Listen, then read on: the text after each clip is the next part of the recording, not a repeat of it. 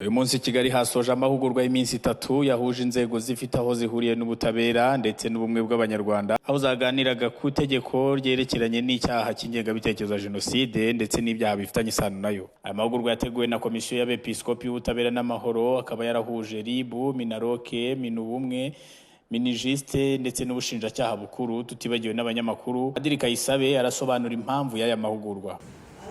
Kwirira itegeko ryerekeranye n'ingengabitekerezo ya jenoside ndetse n'ibyaha bifitanye isano nayo, kuko mubibona ingengabitekerezo ya jenoside biracyahari mu Rwanda ndetse no hanze y'u Rwanda.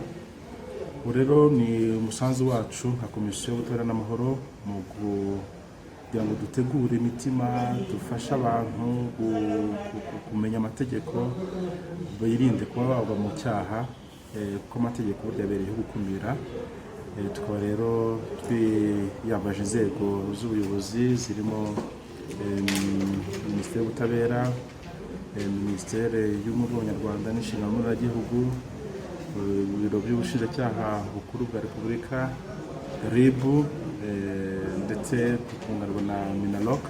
Abo bose bavuga ngo badufashe kumva neza icyo itegeko rivuze ndetse naho n'imyumvire kuri iryo tegeko uko imeze. Hanyuma yahase umusaruro mwumva mwifuza n'uwuhe? Yego, umusaruro. Umuvugizi wa RIB Dr. Murangira Bitieri nawe yasobanuye uko abanyarwanda bakwiye kwitwara muri iyi minsi 100 yo kwibuka tugiye kwinjiramo. Ubutumwa dutanga n'ubundi ni kwirinda ibikorwa byose biganisha kugaragaza ingengabitekerezo ya jenoside, ibikorwa bipfobya jenoside, biyihakana, bihishingiro, ibikorwa byo guhohotera abacitse ku icumu nk'uko tumaze kubibona hariya. Nta muntu ugomba kubikora. Tugomba kwigengesera, ntabwo ari ukwigengesera muri iyi minsi 100 gusa, ni igihe cyose tugomba kwigengesera ku mategeko. Ariko noneho muri ino minsi tuba tugeze mu bihe bishaririye, twibuka amateka ashaririye ya jenoside yakorewe abatutsi. Tugomba kwigengesera kurushaho, kuko ni ibihe biba bikomeye, abantu babibuka, ni ibihe biba bitoroshye. Abantu bagomba kwigengeseramo, bagomba kwitondera ibyo bavuga n'ibyo bakora.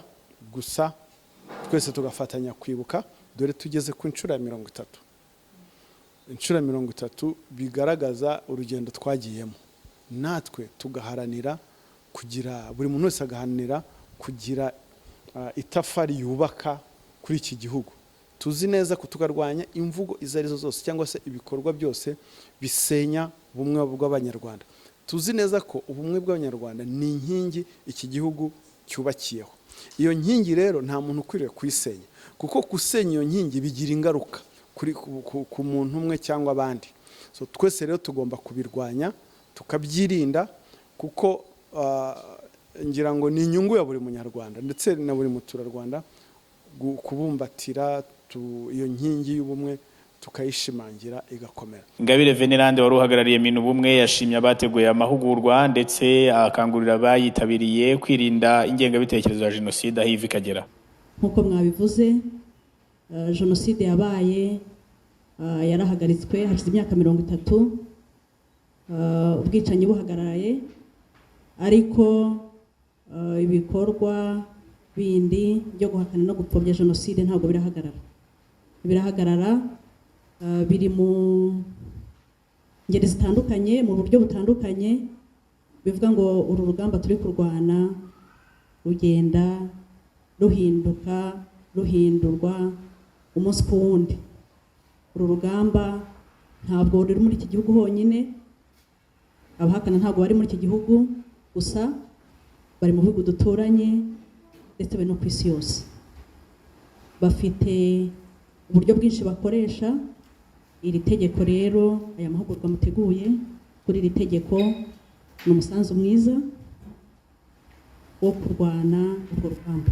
Amahugurwa yasoje buri wese mu bayitabiriye yiyemeje gukangurira abagenzi be kwirinda ingengabitekerezo ya jenoside aho iva ikagera.